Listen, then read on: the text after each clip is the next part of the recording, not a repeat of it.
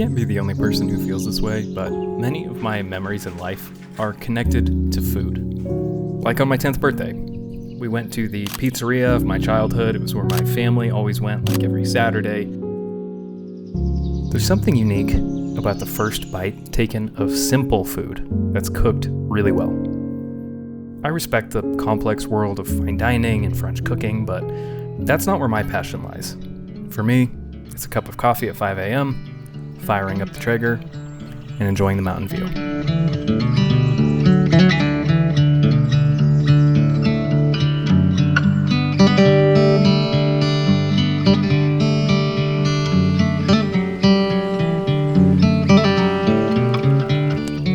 While there's no one on this earth who loves grilling up burgers and hot dogs more than me, it's those barbecue staples like brisket, ribs, and pork that I just can't seem to get away from.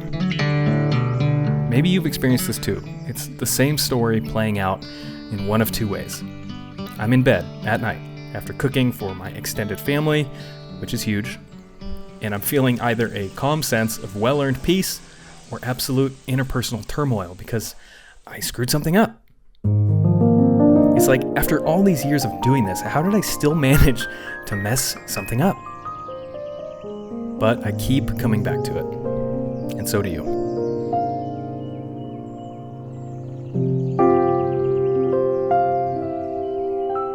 This brisket has been adequately trimmed and seasoned, so it's time to get it cooking. They didn't sponsor this video, but I was given this brisket by Hoagland Meat out of southeastern Idaho, and just look at it. Hoagland is a family-run business, and honestly, that region of Idaho has some of the highest quality beef in the United States. It's not necessarily Wagyu, but I also don't really want that all the time. We have to strike some sort of balance between these insanely overpriced cuts of overseas beef and the $50 factory farm briskets from Costco. Don't get me wrong, I love Costco beef. I cook it all year long, but at a certain point, you reach a quality plateau, if you know what I mean.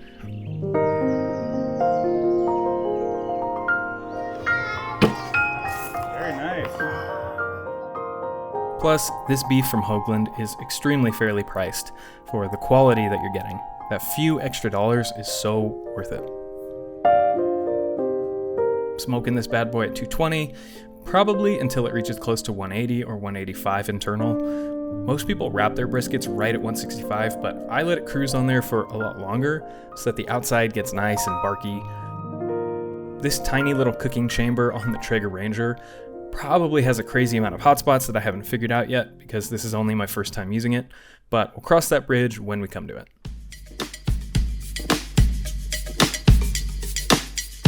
I don't know, there's something kind of unique to me about barbecue. I think just the fact that it takes all day long. People are swimming and kayaking and fishing and hiking and hanging out, and all that while there's this just kind of lingering excitement that we're having a brisket for dinner. Everyone's smelling the smoke as it's cooking. It's just this family event. I think its scarcity is exactly what makes it special. We don't do this all the time. I'm not making a full packer brisket every weekend.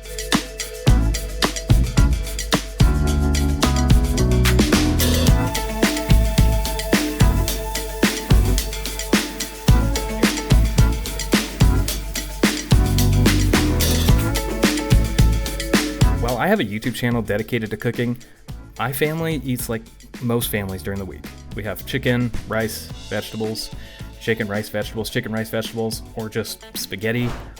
We honestly just go for whatever's simple, affordable, tastes pretty good, and is mostly healthy. In fact, I was resilient to starting this YouTube channel at all. I had to be talked into it by my wife and my good friend James. They told me over and over again that I had to do it, and I didn't really buy it.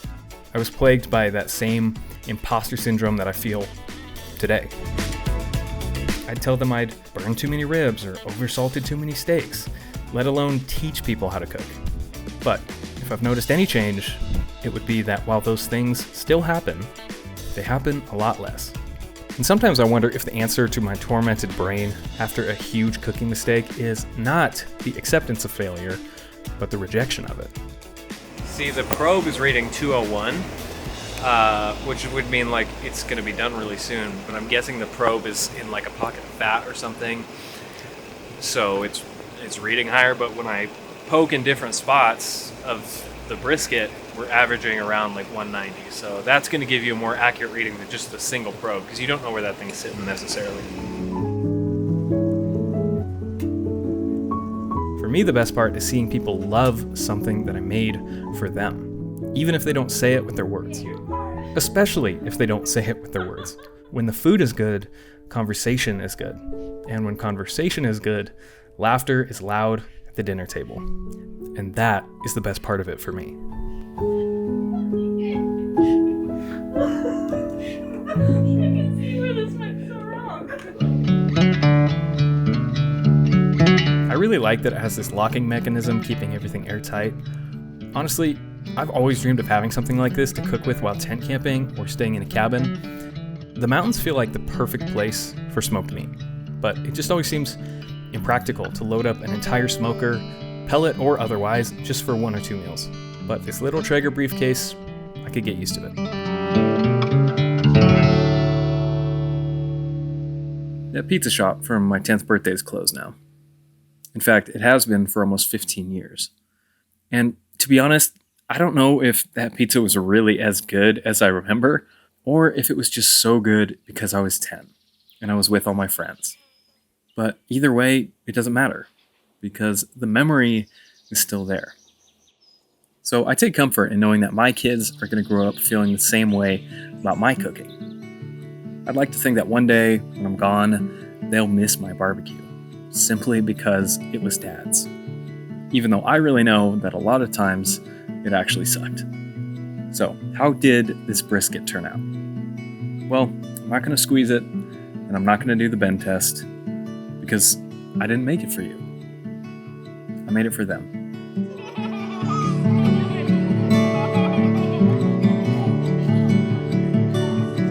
Wow, you made it to the end. If you're new here, that's totally a different style from the videos that I normally have on this channel, but it's one that I've been wanting to make for a long time, so I'm glad I was finally able to do it. And thanks again to Hoagland Meat for supplying that brisket.